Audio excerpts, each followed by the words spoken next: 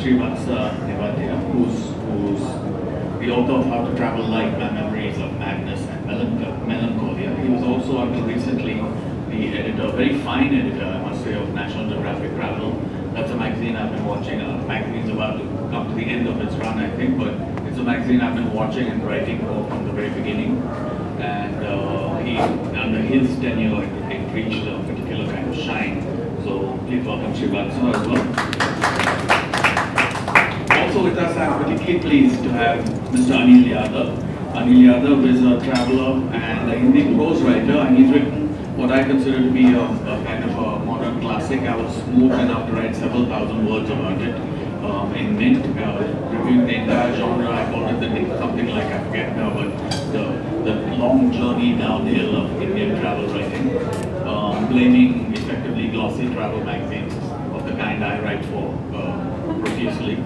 But absolutely beautifully translated by Anurag Basnet, who's here. It's an outstanding book, I would say, a modern kind of classic of non-fiction. So I'm extremely pleased to have him here. He's making his Goa Arts and Literature Festival debut. Please, a big hand for him. And speaking to all of them is Namit Arora, who was here last year, but he is now making his debut. So a big hand for him too. He's a writer, a humanist, a travel photographer, and a former internet technologist, which is the best kind of writer. So, and hi everybody, and welcome to this session on travel writing. Now, at a basic level, travel writing is an account of going somewhere and making sense of things. It's a form of storytelling that's in fact very old. Much of what Herodotus wrote was travel writing. In fact, a chunk of Indian history is based on the work of travel writers from Megasthenes, Chinese pilgrims, Al-Biruni, Marco Polo, Ibn Battuta, Domingo Paez, and so on. Of course, travel writing has come a long way into our own day and age, and we're going to talk about that in a minute. In fact, that's probably where we should begin. And Salil, maybe we can start from you to consider what constitutes good travel writing today. Now, one particular feature of travel writing is that it's a very elastic form. You can stuff just about anything in it. You know, apart from the usual bits of history, culture, politics, you can take deep dives into anthropology and philosophy and linguistics, geology, flora, fauna, you name it. You can really, it's a very elastic form. So, and it therefore defies any sort of, any notion of ideal structure or a recipe. So given that, what makes a piece of travel writing a satisfying read for you? What specific qualities in it do you admire? Very, very good question. Thank you. I'll respond as myself. I don't want to get into every reader, because every reader has his or her own. So I'll respond purely from my perspective when I read something. And I think what tends to happen is that there's a plethora of information out there now.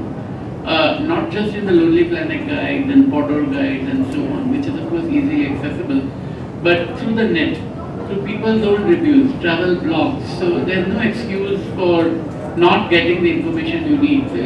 So as a reader, what I want to know is how can I learn something about the place which I will not find elsewhere. And and as a writer, what I try to do is that whatever it is that moves me about a specific place, to share the enthusiasm about that story. And if I'm able to do that, then I've got somewhere. And we were talking about it yesterday.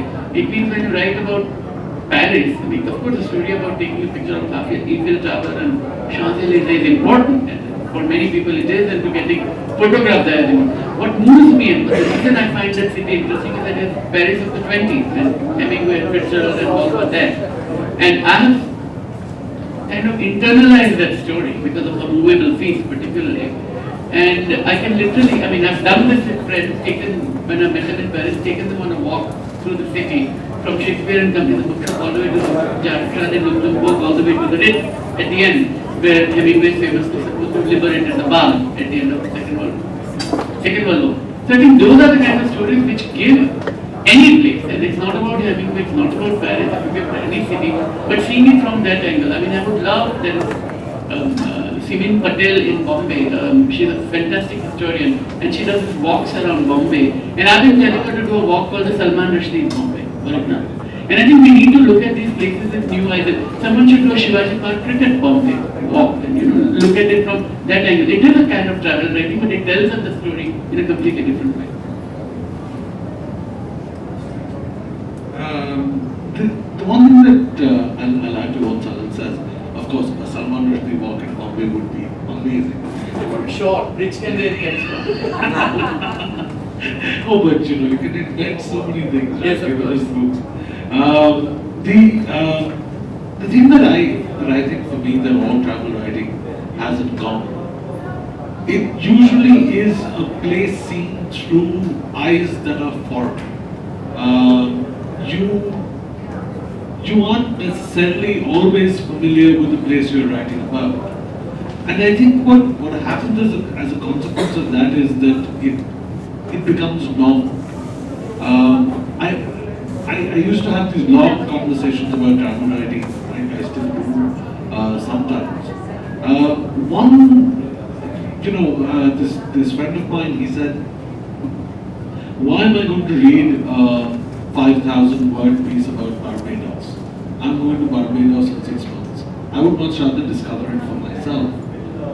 The Barbados that is being written about and the Barbados that he will discover are two completely different places. The important thing is that it's about, so just to answer the question directly, what do I look for when it comes to travel writing? I look for something that can make me feel.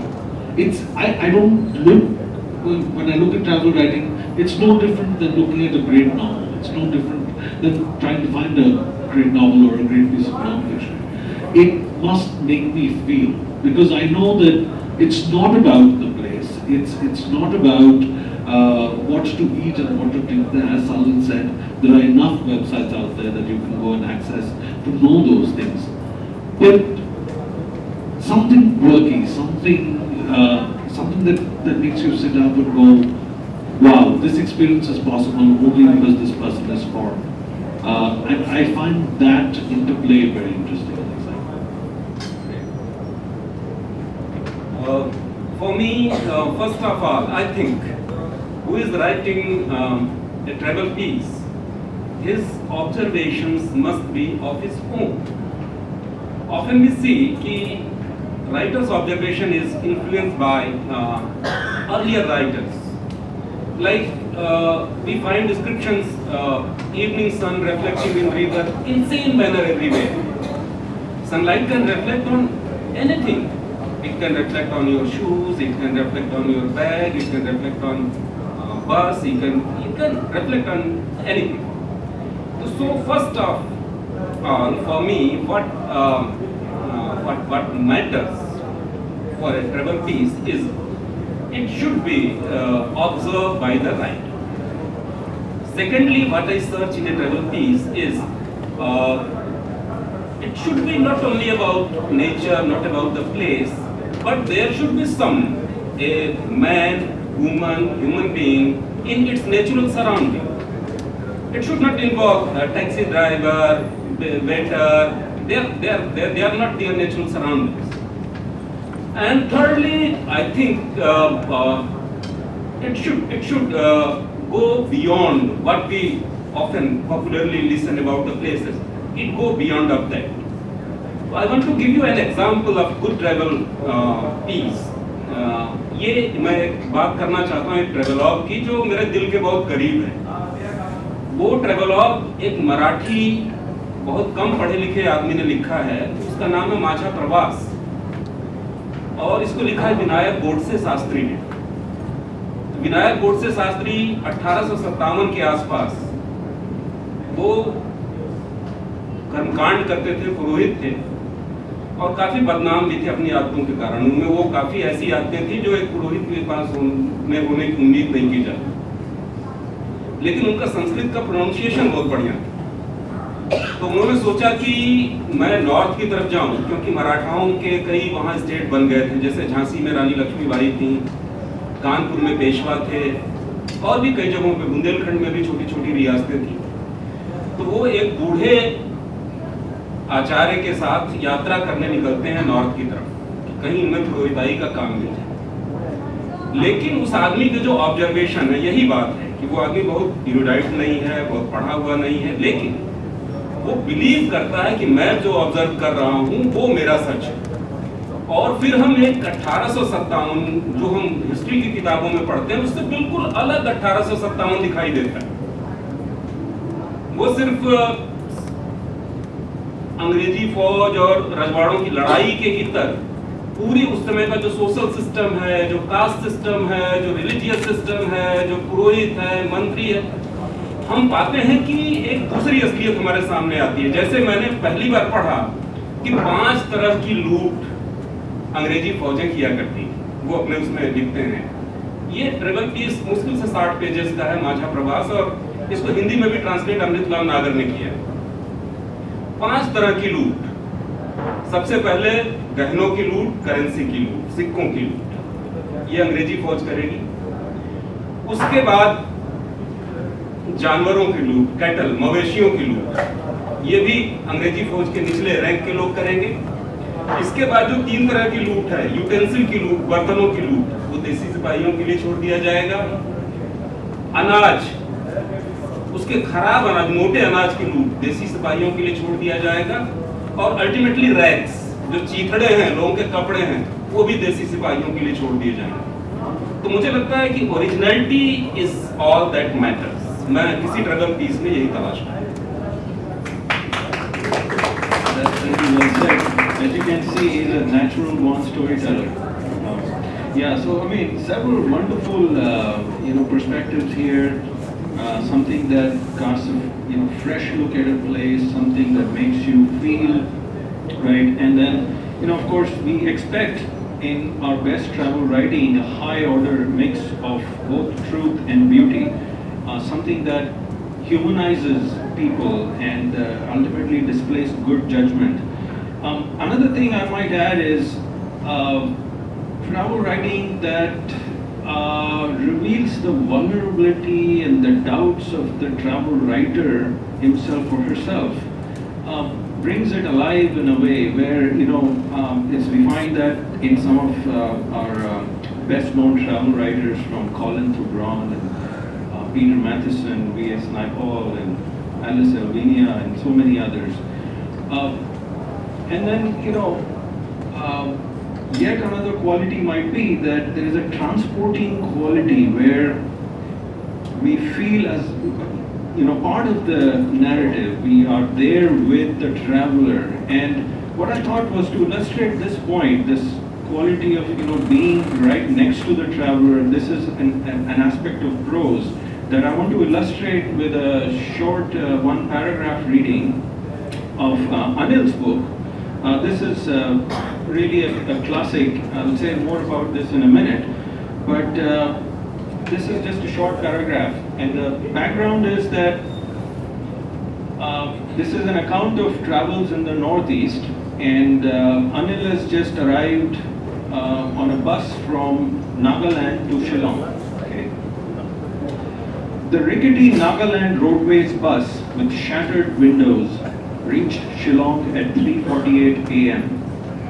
We were stiff with cold and could not control our shivering. So hungry that the thought of shredding the bus seats and eating them didn't seem funny at all. The passengers yawned long and loud, issuing primordial sounds from the back of their throats, and settled down with their mouths burrowed into blankets, sheets, and folded arms. There were many who had traveled on those serpentine mountain roads with polythene bags into which they had vomited and hurled out of the windows into the valleys below. Above, the pine trees, dripping with mist, glowered a black sky in which Venus was the lone glimmering star. We reached, but no one disembarked before sunrise. The reason why they didn't was much more compelling than mere cold. It was the fear of those Khasi boys lying in wait to loot night travelers, which had seized every passenger. I asked the conductor of the bus, a Naga, will they really loot us? 3 days ago, at 6:30 in the morning, they took away everything from passengers. Even their shoes and slippers. People walked home barefoot in the cold. This was his short reply. So I hope that illustrates this vividness which kind of puts you in the middle of the action. And so with that, let me just move on to another aspect of travel writing, which is if you could talk about how you pick the places you write about and what audience are you writing for. So maybe this time we can start with you. I think I never picked or choose any place. It was the place that there was something in that place that attracted me, and in other way, place choose me. मैं इसको एक example के साथ बताना चाहूँगा कि मैं अभी जो मैं travel of currently that I am writing, कि 3 साल पहले मुझे एक एनजीओ ने उत्तराखंड के एक रिमोट गांव में पढ़ाने के लिए बुलाया, और वहाँ वो स्कूल में टीचर्स नहीं थे। उस एनजीओ का गवर्नमेंट के साथ कॉन्ट्रैक्ट था कि हम कुछ लोगों को यहाँ ले आएंगे जो पढ़ाएं गर्मियों में। और हम जो टीचर्स थे, हमें कहा गया कि भाई देखिए, हम आपको पहाड़ में बुला रहे हैं 15 दिनों के लिए, और बिल्कुल रिमोट पहाड़ में, बहुत ठंडा है वहाँ पे। तो एक तरह से आप पहाड़ घूम भी लेंगे और पढ़ा भी लेंगे, विन विन सिचुएशन है। तो हम 5-7 लोग पढ़ाने के लिए गए, और वहाँ हम लोगों को 2 स्कूलों में, खाती और सरनी के 2, खाती भारत का आखिरी गाँव, उसके बाद पिंडारी ग्लेशियर है, उसके पार पता नहीं क्या, तो 2 गाँव में डाल दिया गया पढ़ाने के लिए। तो एक तो वो स्कूल जाना और आना, वो अपने आप में बड़ा मजेदार ट्रैवल था, क्योंकि वहाँ बच्चे स्कूल से बाहर हमें मिलते थे, और वो जैसे बच्चों को कुछ नहीं पता। अगर उनको पढ़ाई कहा जाए कि भाई एक पोएम सुनाओ, तो बच्चे गाना सुनाते थे, संगीता मैं फोन करूंगा, फोन ना मिला तो मैसेज करूंगा। ये उनका पोएट्री, उनको लगता था ये पोएट्री है। लेकिन उस इलाके में स्कूल आते जाते लोगों से बात करते हुए मैंने पाया कि उस 27 किलोमीटर की वैली में पिंडारी ग्लेशियर के नीचे एक भी पंडित का परिवार नहीं है। देयर वाज नो सिंगल ब्राह्मण इन दैट वैली। अगर किसी के यहाँ कोई मर जाए, कोई बच्चे का कुछ कराना हो, संस्कार कराना हो, तो आप वहां से 20 किलोमीटर दूर एक पंडितों के गांव में, जहां रोड है, यहाँ रोड नहीं थी जहां में, आप फोन करते हैं तो पंडित जी बताते हैं कि अभी 5-7 लोग ही हुए, 20-25 लोग हो जाएं तो फिर मैं आऊंगा और एक साथ सबको निपटा दूं। फिर उसके बाद देखा कि मैं जहां ठहरा हुआ था, वो भाई साहब, उसके बच्चे के बाल बहुत बड़े बड़े हो गए थे। वो कई दिन से कह रहा था कि मेरे बाल काट दो। तो एक दोपहर उन्होंने जब धूप निकली हुई थी, तो उन्होंने अपना चादर लपेटा और बच्चे के बाल काटने शुरू कर दिए फादर ने। मैंने कहा कि तुम क्यों बाल काट रहे हो? भाई यहाँ नाई कहाँ है भाई साहब, यहाँ नाई है ही नहीं। मेरा बाल मेरा पड़ोसी काटता है, मैं अपना पड़ोसी का काटता हूँ, सब एक दूसरे के बाल काटते हैं। फिर उसके बाद एक दिन मैंने देखा कि एक बूढ़ी औरत 2 डंडियां बांस की लेकर के, और जो जौ की बालियां थी उनको तोड़ रही, दराती नहीं, हंसिया नहीं, जिससे कि वो काटते हैं। वो कटाई का तरीका बिल्कुल अलग था कि सिर्फ बालियों को तोड़ लिया जाता था। तो ये वो तरीका है, जब हंसिया नहीं था, जब लोहा नहीं था, तब फसल को ऐसे ही काटा जाता था, इकट्ठा किया जाता। तो फिर मैंने तय किया कि मुझे यहाँ से जल्दी जाना नहीं चाहिए। ये 15 दिन खत्म हो जाए पढ़ाने वाले स्कूल में, तो भी यहाँ रहना चाहिए और ये एक्सप्लोर करने की कोशिश करना चाहिए कि यहाँ पंडित जी लोग क्यों नहीं है। यहाँ नाई क्यों नहीं है, या यहाँ फसल काटने का ये तरीका अभी तक कैसे बचा हुआ है। तो मुझे लगता है कि ये जगह है, उसकी कोई खास बात होती है जो अचानक पॉपअप करती है, सामने आती है, तो मन करता है कि यहाँ कुछ दिन रुक जाना चाहिए। तो ये जगह चुनती है ट्रेवलर को, मेरे मामले में।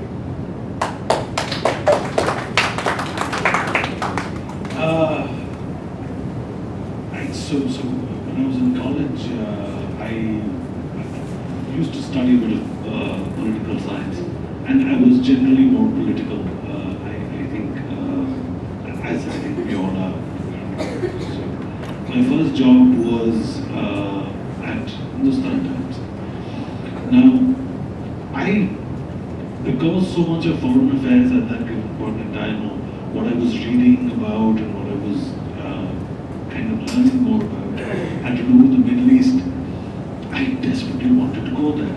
So I started this silent campaign with my editor. I used to just go and start conversations about Lebanon, Syria. I used to say, wow, it would be so amazing to go there. And this was just that if he ever wants to send somebody, he will send them. Because of my passion and things. It was very surreptitious. It finally did happen that there was, unfortunately and sadly, violence in the area, and when he had to send someone, he did look to me, just because I was as passionate as I was about that subject. And for me, my journalistic life has been about that, which is going to editors and silently campaigning for places that you want to kind of go to. The places that I want to go to are places that I'm interested in because of journalism, and probably because of my interest in current affairs, or some area for various, like I'm very interested in Orwell, for instance. So I wanted to go to Motiani, where he was born. I didn't want to go without actually getting commissioned, so that you again send lots of emails to editors and they commission you. That's how I have kind of done my travel a lot. Sometimes you're just sent to places. I was once sent to Banaras for a story about 10 years ago, and I got obsessed with the place to the extent that I traveled to Banaras at least once a year, and that's an interesting experience to so yeah. So, I mean, places that capture your imagination very strongly, and then writing becomes a way to deepen your engagement with these places, more or less, right? Yeah, absolutely. I mean, it's the writing also transforms the travel. The place that you have traveled to starts to seem different after you've read about it. Yes, very great point, yeah. Salil? Yeah, so I do two types of travel, to be honest. One is that because of the work I do with this Human Rights Foundation, and earlier when I was at Amnesty International, I've ended up going to places which are not on people's travel itinerary, right? So, I mean, places like Arusha in Tanzania, because I was attending a war crimes tribunal there, and places like the Niger Delta, which really has wonderful people, and of course great stories there, but there's nothing to see, nothing to eat, nothing to take photographs of. It's a devastated landscape with oil pollution. But one has read Molecho Inca, one has read Chinua Achebe, and one is curious about the kind of what is it about the place that creates exceptional greed, and what is it about the place that creates this kind of a dichotomy, and trying to see what these masters have written about the place and trying to retrace. My trip would be 3 weeks. I mean, I would be in the Delta, and then I would stay a little bit extra at the end of it. And then there are some of these writers, and I did a lot of similar things in Colombia, and of course Garcia Marquez is your guiding star, literally, and I've been to the so-called Macondo, Riojaca region, and it was quite fascinating, trying to imagine where the famous banana massacre took place. Marquez now, in his Living to Tell the Tale, his autobiography, he does say that it was probably only about 30 people or 40 people had died, but in the novel, of course, he writes about 3,000 who were killed. And that itself becomes an interesting dimension. But one example I can give most recently of what I did was, which was on my own steam and out of curiosity, and because no one was inviting me there, no one was sending me to do a story there, was Prague in Czech Republic. I've been a lifelong admirer of Václav Havel, and I was very curious about. Genuinely, I do think he was one of the great towering figures of the last century politically, and in some ways I place him higher than Dalai Lama, certainly Aung San Suu Kyi, given what we know today about, and even Mandela, and we can have a conversation about it later, why I say that. But I wanted to know, I mean, in 1989 I was a young reporter at India Today, and I was excited that the Berlin Wall was about to fall, and all these people, what I had only read as Samizdat literature writers, were becoming leaders. So last year, I went with my two sons, who are on the cover of the book actually, at a farm in Vermont. I went with them because they're both now students. They were at that time both students in America. So we went there and we basically found a travel tour guide who could retrace the steps of Havel. So I went to the dining table where he first met Olga and proposed to her, who led us to Olga in one of his famous books. We stayed in a hotel called Yalta, across which, literally, in the Wenceslas Square, was the house, a tall building, where on the top floor he stood with the Czech flag, with Dubček, who was a leader in the 60s, 1960s, the period that Kundera writes about in Unbearable Lightness of Being, and who declared that we are all free and the whole Velvet Revolution starts. And it was heavy, just being there and seeing that. And of course, what I did not write in the piece I wrote, it's not in the book because it was written after the book, is Kafka's. Right? That's the other thing I did, and that's the future piece that I will be writing. So I think it's some of those things are dictated by some of my own passions. I mean, Out of Africa is a film most people have read, some of us may have even read the book. And Karen Blixen describes the Angong Hills as the 5 knuckles. It's this kind of a way that she sees, and I wanted to see it. And so I go to her house and I saw it, and it was a very gratifying moment. Yeah. I'm only part way through your book, and it's really a collection of travel writing from around the world, and it's some of the pieces I've read are fascinating. I wanted to ask if, actually all of you, so travel writing requires mentioning real encounters with real people, and not all of them are, positive. Sometimes you write unflatteringly about people, and you want to take them down, like that's the urge. But what are the ethics of writing about people, responsibly? What should be our guiding principle there? If any of you have any thoughts on that? I'll take a shot at that first, because in a way it's not very different from journalism. You meet an anonymous person on the street, and there are no hard and fast rules here. But one thumb rule that I have is that if that person is a public figure, then he or she is a fair game. Then you can say what you want about them. But if it's a private individual, then one has to be conscious of two things: his or her privacy, and B, his or her safety. If I go into Shanghai and a waiter starts telling me that Xi Jinping is a terrible man, and I shouldn't be reading his name and writing it down, because then what is the difference between me and the informer for the Chinese government? Because the next day he will be taken away and never be seen again, and that's not what I want. So that's one thing but if it's a dissident and you're going, and the dissident knows you're a writer, and the dissident chooses to tell you that, I think that's fine. A very interesting anecdote about this is what happened to Paul Theroux. Paul Theroux wrote the Great Railway Bazaar, I think in the 70s. And many years later he goes to Australia, and one woman says, I'm your reader and I would like to meet you, and can I see you? And he says, yes, of course, and they meet at, I think, he had a suite, so in one of the rooms of his hotel. He invites her in and talks, and she talks very nicely with him, and then she says, there was this thing that you write about, this train journey from Banaras to Calcutta in your journey, and you write about this woman and you said this and this about her. He said, yeah, that was a funny thing, I said, I'm that woman, and you ruined my life. And she goes on to actually criticize him, and that's actually made Thoreau realize about exactly what we're talking about.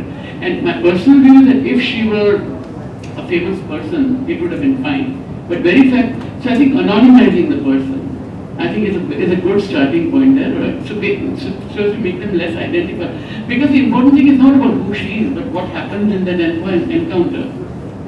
But that's me saying this. Thoreau is of course a master for many, so we'll leave it at that.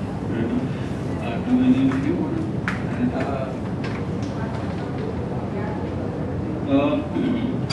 would like to tell my opinion through an example. ये जो मेरा travelogue है, इसमें मैं एक बार एक अपने दोस्त के साथ एक घर में ठहरा हुआ हूँ। वो दोस्त जर्नलिस्ट है और मैं खुद भी बाय ट्रेनिंग जर्नलिस्ट हूँ। 20 साल तक मैंने अलग अलग अखबारों में रिपोर्टिंग की है। तो उसके घर में मैं रह रहा हूँ। वो घर एक आईपीएस ऑफिसर का है, जो असम पुलिस में अभी भी हैं। शायद वो डीजीपी से नीचे जो 3-4 ऑफिसर्स होते हैं डायरेक्टर जनरल ऑफ पुलिस से, वो उनके घर में नीचे जो एक मणिपुरी किराएदार रह रहा था, उसको 15 दिन पहले आधी रात को पुलिस ने पिक किया और एक फेक इनकाउंटर में मार दिया। ये ट्रिपाथ का मिलिटेंट था। ये जिलेटिन और डायनामाइट और क्या क्या लेके यहाँ आया था, सब उसके पास से बरामद दिखाया गया और उसकी योजना असेंबली बिल्डिंग को उड़ाने की थी। और इसके बाद जो आईपीएस ऑफिसर है, उसने जो मणिपुरी फैमिली थी, जो जस्टिस के लिए जो मारा गया था आदमी, उसकी मौत जुडिशियल इंक्वायरी हो, इसके लिए वो दौड़ रहे थे, लोगों को पिटीशन दे रहे थे। तो उनको कहा कि आप यहाँ से छोड़ के जाइए। दूसरी चीज साइमल्टेनियसली जो उस घर में हो रही थी कि 2 आदिवासी बच्चे नौकर थे। एक की उम्र 8 साल होगी, लड़की थोड़ी बड़ी थी, और खुद आईपीएस ऑफिसर की एक बेटी थी जो डिग्री कॉलेज में पढ़ रही थी। तो शाम को बड़ा अजीब सा, बड़ा भूतहा, बड़ा घोस्टली एटमॉस्फेयर होता था।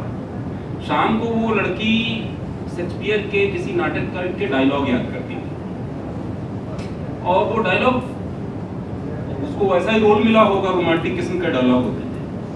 और उसी समय कोई उन दोनों नौकर बच्चों में से किसी एक को पीटना शुरू कर देते थे। वो रोना शुरू कर देते थे, ठीक से रो भी नहीं पाते थे।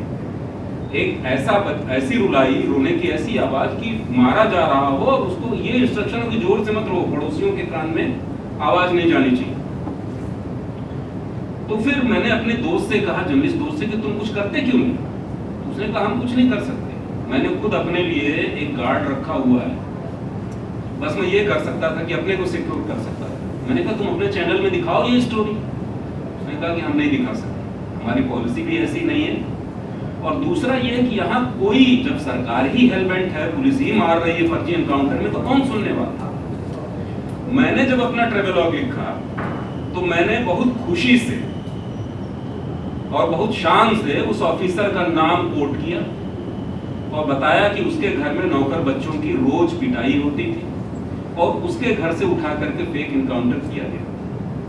तो मुझे ये काम करके खुशी हुई कि एक जो काम वहाँ के जर्नलिस्ट सर्टेन प्रेशर्स के कारण, वहाँ के लोकल इक्वेशंस के कारण नहीं कर पा रहे थे, वो मैंने किया।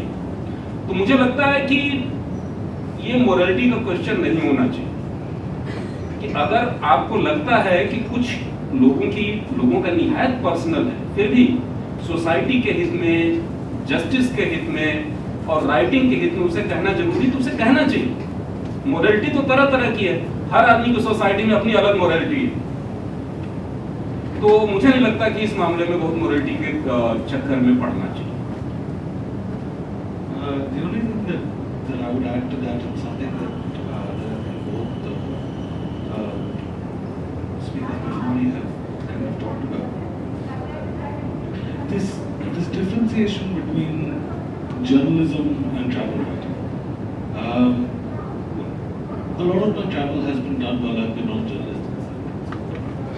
And even the travel writing that has happened as a consequence has happened in newspapers and magazines. I have not, for instance, written a travel book. What happens then is that you are not sometimes able to name someone that you might want to do. And various circumstances that person's conduct might be objectionable or even unobjectionable, but you're not able to name these people. And I think that creates a very different kind of writing. At one level, it's sometimes more self-conscious, sometimes becomes awkward, and sometimes also is perhaps if I'm writing journalistically, it's better than what I probably would have done otherwise, say, the travel piece. But importantly, there's this little anecdote. I was in DC, and we were being given one of these tours of on a bus, and the tour guide was in his 80s, and he kept talking about the president, who at this time was Trump. And I was convinced that he's a Republican. I was convinced that he's a Trump supporter. He saw motorcade and saw the president's motorcade is passing, and then came to the conclusion that it's not, because there's not an ambulance at the back, which is what is needed. And I'm sitting down and taking down these notes and all that he's saying, because at one level it's entertaining. It so happened that he was finishing his shift when I was getting off the bus. So I wanted to ask his permission if I could have his name, his age, and things like that, which is what I do with most people who I feel I will want to quote.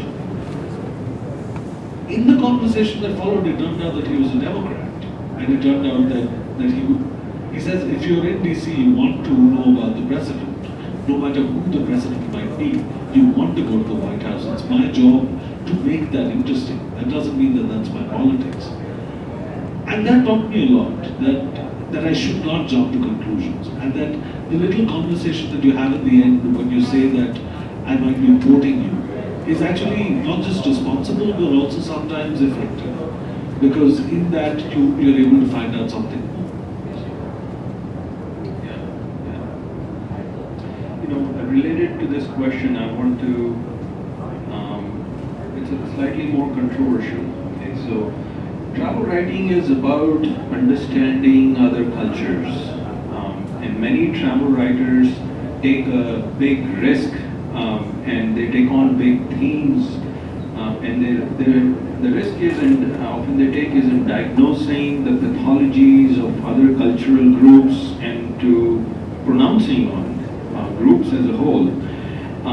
So what do we make of writers that seem prejudiced in some of their opinions, but deeply insightful in other opinions? You know, the obvious example that jumps to mind, and most people here probably have read him, is V.S. Naipaul, who often displays a prejudice against Islam and women and black Africans. Yet, as far back as 1964, when he wrote An Area of Darkness, he was also deeply insightful and perceptive about how caste works in India and corrupts the Indian psyche. He was merciless in pointing out a whole bunch of, hypocrisies in our society, our obsession with rituals and empty symbolic gestures and so on. So it's very complex. So how should we assess someone like Naipaul? Salil, do you want to start with that, perhaps? Yeah, sure. I mean, you mentioned Area of Darkness, is the book you were talking about, and those of us with long memories might remember a magazine called Quest, which used to be published in India at that time. And one of the gentlest writers, I grew up in Bombay, right? So one of the gentlest writers I knew in Bombay was Nissim Ezekiel. And Nissim wrote a review of the book when it came out, and it was called Naipaul's India and Mine. And it's still available. I mean, you can go to the Quest archives and look it up. And it's one of the most withering yet gentle criticisms I've read of Naipaul about that book and about the way he approached India. Now, he begins by saying, one of the things he says in that piece is that there's nothing new in what Naipaul has said. I mean, problems of caste have been settled. What he objected to was exactly the kind of thing that at least I wouldn't do and Nissim would never do, which is that when you're talking to a private individual who is not a public person and not a celebrity, not to take him or her apart, what's and all. You do it to a politician, celebrity, cricketer, footballer, film star, that's fine. But you do it with somebody whose house you've gone and who lives there, and doing that is not on. Another thing very precious to observe is he seemed to have come with an idea of things to say about India and went looking for the evidence. And that I do know is pretty much the way he approached Pakistan when he wrote about it in Among the Believers. Now, Pakistan is a deeply and profoundly flawed society. So I'm not saying that he portrayed it in a bad way. But I know the journalist that he worked with, because he was my former colleague at Paris on Economic Review, Muhammad Rashid. And he had gone with a preconceived notion. He wanted then to go to Southeast Asia to write Beyond Belief, the second part of his Among the Believers. I used to live and work as a reporter in Singapore at that time.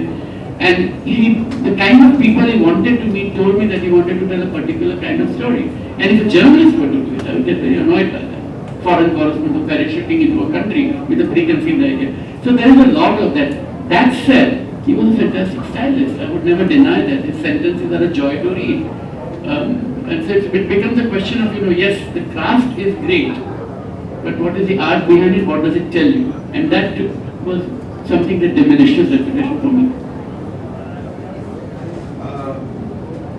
It's the last point that... This one, or the one I'm using?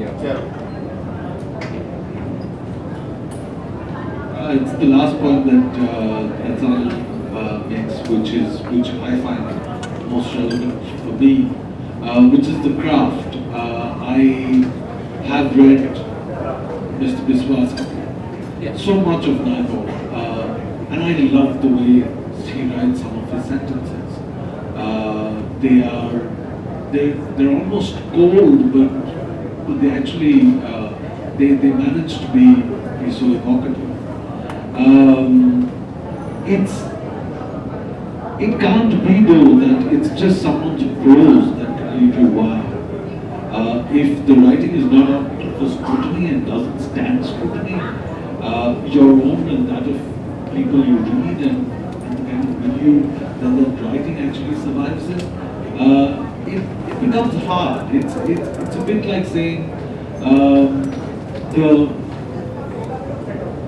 once Naipaul says what he does, even if the book itself is not problematic, the problem with the Naipaul is very problematic with so much of what he said.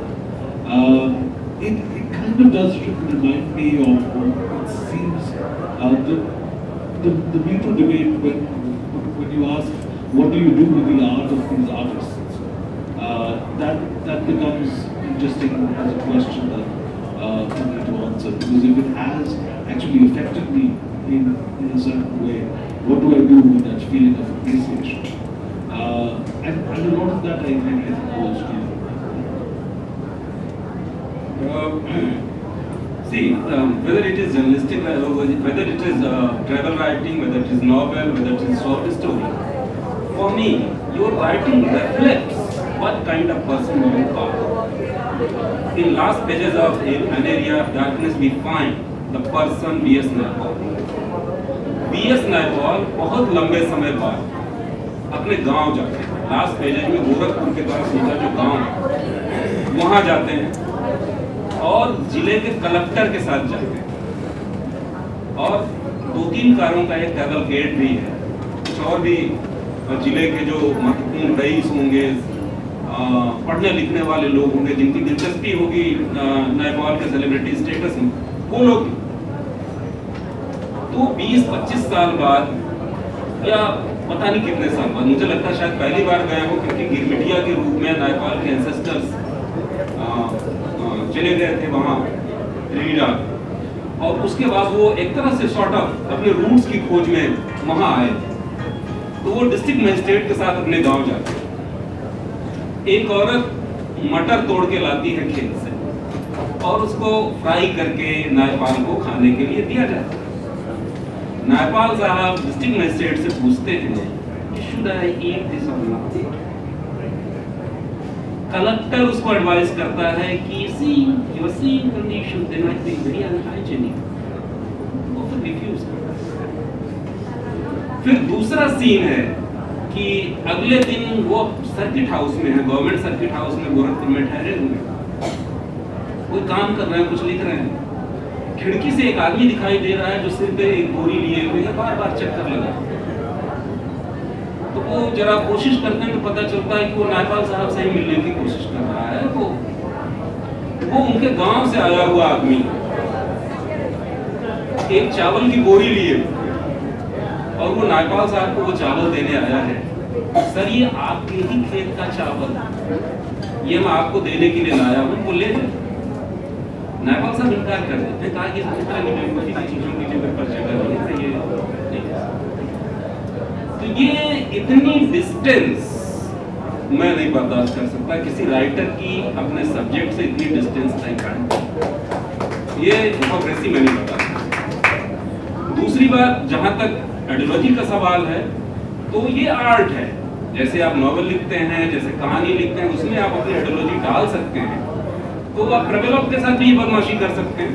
उसमें जो आप जैसा आप सोचते हैं वो आप reflect कर सकते हैं। और हिंदी में और इंडियन लैंग्वेजेस के छोटे छोटे ट्रेवल राइटिंग्स में तो ये बहुत पहले से नेचुरली होता है, क्योंकि हमारे यहाँ पहले ये बहुत बड़ी समस्या थी कि हम इस इलाके में जा रहे हैं, वहाँ वेज खाना मिलेगा कि नहीं मिलेगा। जो स्वपाकी लोग थे वो लकड़ी पे खुद बना के कैसे खाएंगे। एक जमाना ये था कि समंदर के पार कैसे जाएंगे, समंदर का पानी छू जाए तो आप उजात हो जाते थे। तो ये सब अकाउंट्स लिखे गए हैं। तो ये क्या, आप ठीक है, आप बहुत पायस हो सकते हैं, बहुत पवित्र हो सकते हैं, लेकिन जो लोग मांस खा रहे हैं, जो लोग समुद्र पे ही उनका जीवन आधारित है, क्या उनके अगेंस्ट ये अत्याचार नहीं है, डिस्क्रिमिनेशन नहीं है? तो मुझे लगता है कि आप जो जैसे होंगे वो आपकी राइटिंग में दिखे। जैसे हिंदी में रिसेंटली एक ट्रेवलॉग आया है, काफी पॉपुलर भी हुआ है, वो एक लड़की ने लिखा है, और बहुत कम महिला लड़की ट्रेवल राइटर्स हैं हिंदी में। आजादी मेरा ब्रांड। तो एक लड़की है हरियाणा की, वो शी गोज टू यूरोप, और 1 महीने वो हॉस्टल्स में रहते हैं बैकपैकर्स की तरह वो घूमती। लेकिन उस पूरी किताब में आप पढ़ के आप यूरोप के बारे में कुछ नहीं जानते। एक ही बात बार बार लिखी हुई है कि इंडिया में औरतों पे, लड़कियों पे कितनी पाबंदी है। हमको अपने मन से घूमने नहीं दिया जाता, अपनी पसंद के कपड़े नहीं पहनने दिए जाते, हमको अपनी पसंद से प्यार नहीं करने दिया जाता, हमको अपनी पसंद से सेक्स नहीं करने दिया जाता, और यहाँ कोई फाउंडेशन नहीं है, मेरी जो मर्जी आएगी मैं करूँ। तो वो तो बताने चली थी हमें यूरोप के बारे में, वो बता रही है और हिंदुस्तान में औरतों की जिंदगी के बारे में। तो मुझे लगता है कि ये तो नेचुरली जो राइटर है वो दिखेगा आपकी राइटिंग में, और दिखना भी चाहिए। I just want to end with a final quote by this American writer Maya Angelou. Perhaps travel cannot prevent bigotry, but by demonstrating that all peoples cry, laugh, eat, worry, and die, it can introduce the idea that if we try and understand each other, we may even become friends. Thank you all.